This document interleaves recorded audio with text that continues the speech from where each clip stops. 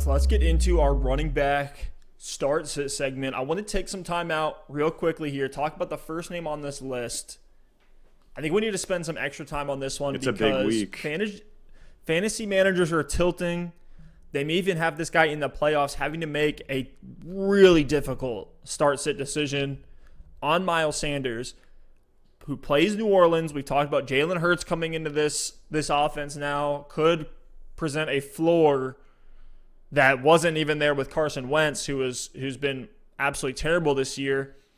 And with Miles Sanders, right, look at his weeks 2 through 5. 21.2 opportunities a game, 103 yards a game, and a touchdown every other game.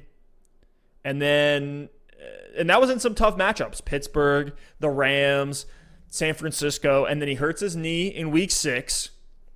And since then, since he's returned from that knee injury, weeks 10 through 13, he's only seeing 15 opportunities a game, coming down from that 21, 57 yards and 0 touchdowns per game. And it's all been in soft matchups. The Giants, the Browns, the Seahawks, and the Packers.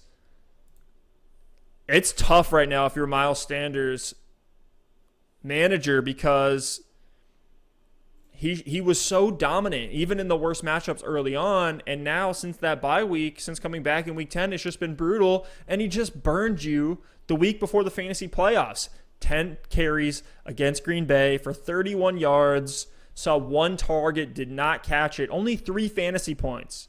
3 fantasy points, and he's only playing 56% of snaps. Crazy. This is a guy that was playing as high as 85% of snaps earlier in the year. For Sanders, I think it's part injury, which has led to so much more. It's part injury, part offense woes. Is he a guy that you're willing to start in the first week of the fantasy playoffs? Man, this hurts, because here we are. Like, this is why you got to stick with it. You don't win your league at the draft, because here we are. Miles Sanders was like a second-round pick in most drafts, and I would sit him this week. I would start J.D. McKissic over Miles Sanders in a PPR league just because he's going to get catches. And J.D. McKissic was free. So, yeah, I'd sit him. I mean, you made good points there. The usage is just falling off a cliff. I mean, the last 2 weeks, 6 carries and 10 carries just isn't going to get it done when the receiving work's not there either. I mentioned it earlier on the show. I mean, over the last 4 weeks since Sanders came back off the bye week, off of that injury, 8 fantasy points a game. Boston Scott, his own teammate with less snaps in that time, is averaging 8.3 fantasy points per game. So Yikes. Now you bring in Jordan Howard, who we didn't even know if he was going to be elevated to the active roster, actually was elevated, was activated for their last game, got a handful of carries as well.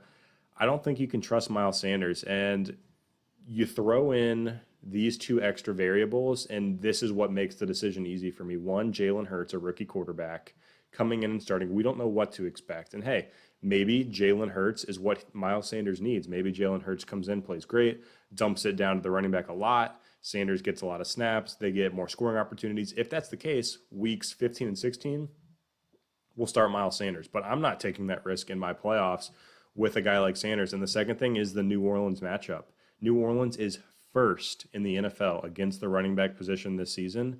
They're only allowing 16 fantasy points per game to opposing running backs, all running backs. So how are you going to break that 16 points up between Miles Sanders, Boston Scott, and Jordan Howard? You have to assume, Jordan Howard's going to get a couple carries. Boston Scott's probably going to get a couple catches. It doesn't leave a lot of opportunity for Miles Sanders or his upside in this game. So as crazy as it sounds, I would leave Miles Sanders on my bench this week. I would start J.D. McKissic over him. I would start Nyheim Hines over Miles Sanders. And I know there's a couple more guys we're going to talk about on this list that I would start over Miles Sanders as well, which sounds absolutely crazy, but I'm just not going down like this, man. Yeah.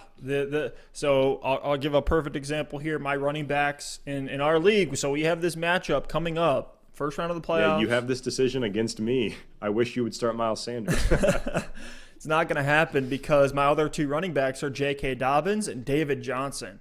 Even David Johnson in a tough matchup getting worked back in from that injury. I'm still going with him over Miles Sanders right now. I think you have to temper expectations with Miles Sanders to the point that he's a low-end RB2 this week. And so you look at names like Gio Bernard versus Dallas, Ronald Jones against Minnesota, even Myles Gaskin against Kansas City, which we'll talk about a little bit later in our starts of the week. Little preview there.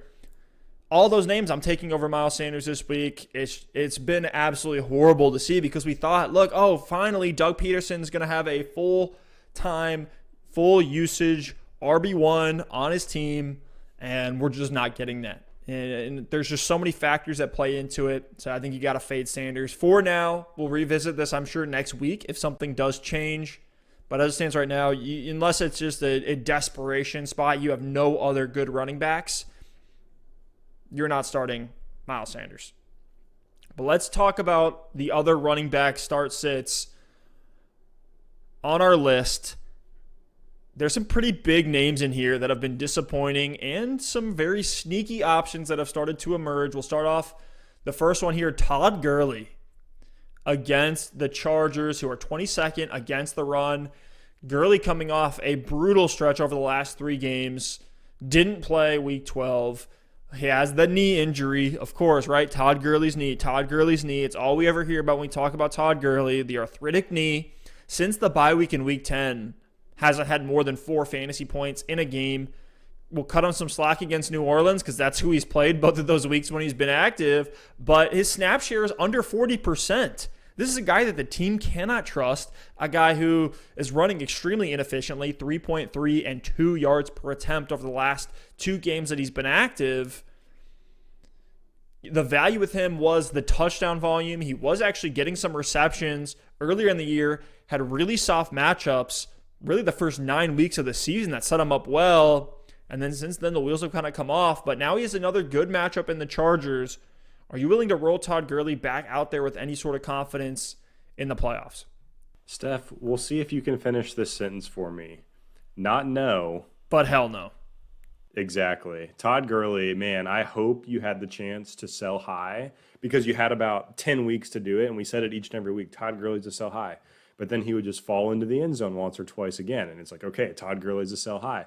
Then he would fall into the end zone again. And hopefully you got out at the right time because, 9 touchdowns in the first 9 games we knew was not sustainable for a Todd Gurley that quite frankly looked bad. Like he was running into the end zone, falling into the end zone, but he didn't look fast. He didn't look explosive. He didn't look quick. He wasn't involved in the receiving game. He looked so bad on the field.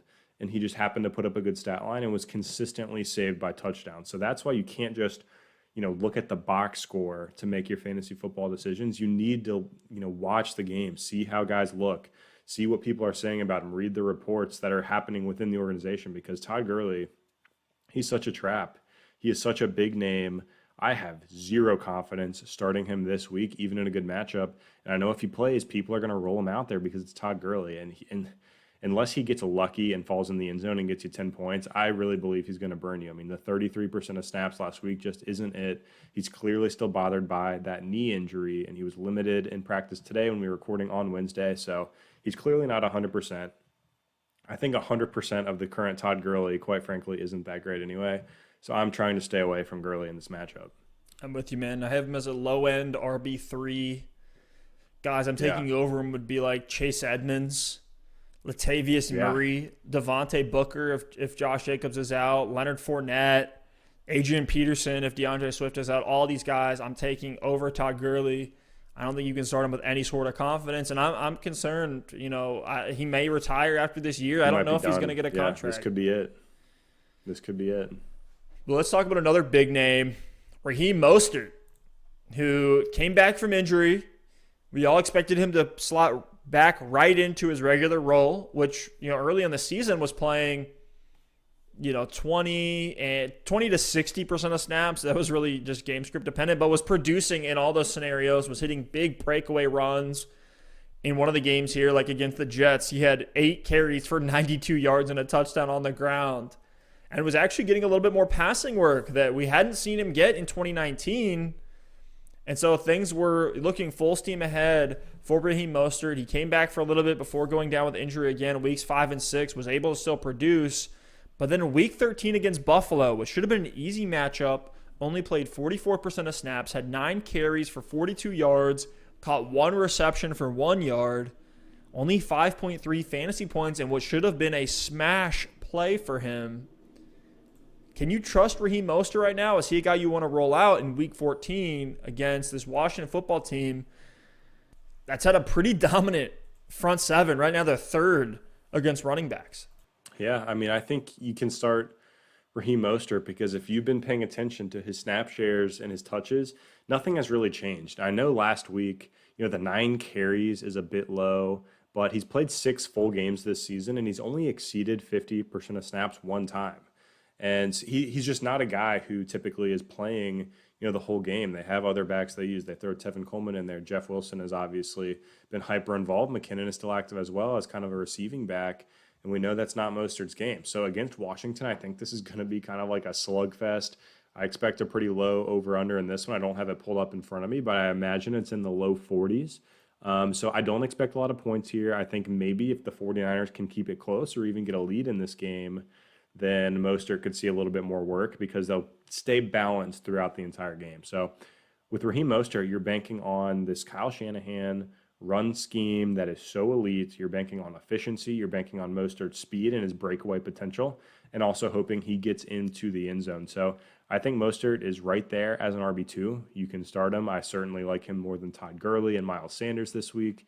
So I think you got to roll him out there. To me, he's kind of in that very different player, but I think he's kind of in that Kareem Hunt tier. He's going to get his handful of touches. You hope he can get into the end zone with him. With Hunt, you're kind of relying on the receptions. With Mostert, you're hoping on efficiency and maybe a touchdown. So 2 very different players that I think are right there as low-end RB2s that you have to have in your lineup as we move into the playoffs here in Week 14. I'm with you, man. And to spot check you on that over-under, it's 43.5. So great guess there. Pretty low-scoring game. Vegas expects San Francisco to actually pull this one out. They're 3.5-point favorites in that matchup. But let's talk about a guy who just emerged in Week 13 against the Vegas Raiders, who are abysmal against the run. But we saw Frank Gore leave the game with a concussion, and Ty Johnson, formerly a running back for the Detroit Lions, now with the New York Jets, played 63% of snaps, had 22 carries for 104 yards, a touchdown on the ground, and was 2 for 2 through the air for 13 extra yards there. So Ty Johnson smashed 19.7 fantasy points. He's probably available on a lot of waiver wires. And he has Seattle this week. They're 24th against the run. We know how bad the Seattle defense has been. If Frank Gore is out, how excited are you for Ty Johnson? Because I think he's a guy that I'm willing to plug in either as a flex or a desperation RB2. This is getting so tough, man, because obviously, one, like you said, this is all assuming Frank Gore is out this week.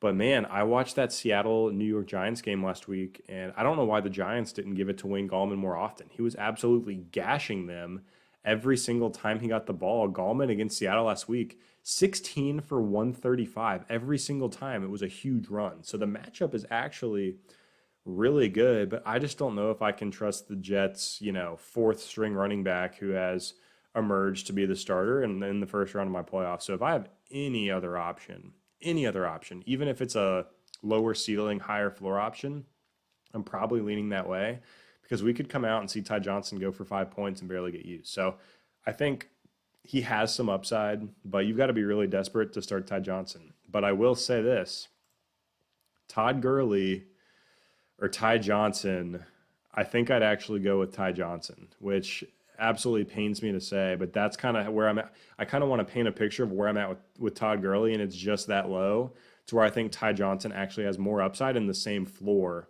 this week. I think I would still lean Miles Sanders over Ty Johnson, and I certainly would play Mostert over Johnson. But yeah, I think he is, I'm trying to sit him, but if I'm desperate, if I have injuries, you can roll him out there and hope he can replicate something similar to what he did last week, but I definitely would not count on it. Yeah, and as it stands right now, Frank Gore did practice. He had a limited practice when we're recording here on Wednesday. And Adam Gase says that he thinks Frank Gore is going to be able to play. So assuming Gore is in there and is going to get any level of usage, you want to stay away from Ty Johnson. But if Gore is announced out, I think Ty Johnson is a guy that you can plug in if you have him stashed on the back of your roster and you need something. But let's talk about the guy you just talked about, Wayne Gallman. Wayne Gallman, like we talk about James Robinson as kind of being the star of the show for 2020 fantasy football. Wayne Gallman is quietly making a case of his own, has been an absolute stud since he's been put in there, and a guy that you can actually rely on a consistent basis. I have him as an RB2 this week, a comfortable RB2 this week against Arizona. They're 17th against the running back position. Are you with me on Wayne Gallman and this emerging Giants offense? Yeah, man. I mean, since week 7, Wayne Gallman's the RB6. So 15.8 fantasy points per game since he's elevated to that starting role. He scored 6 touchdowns in 6 games. He's been fantastic for this Giants team. And I think if Daniel Jones is active, that only helps Wayne Gallman because it should lead to more scoring opportunity. This past week was the first week since taking over as the starter that he did not get into the end zone. And I think that was just because they were managing the game without Daniel Jones, and they were able to pull out that win, which was an incredible upset. Between that game and the Washington Steelers game, what a weird week of upsets in the NFL. That's Great week. Literally anything can happen at any time. But yeah, lock Gallman in. He's been fantastic. He looks good. He runs with power. He looks like he gets shot out of a cannon every time. He's got great touchdown upside. Doesn't give you a ton in the receiving game, but he gets maybe a target here and there. So I'm locking in Wayne Gallman. I think he's a really strong, safe floor RB2 this week.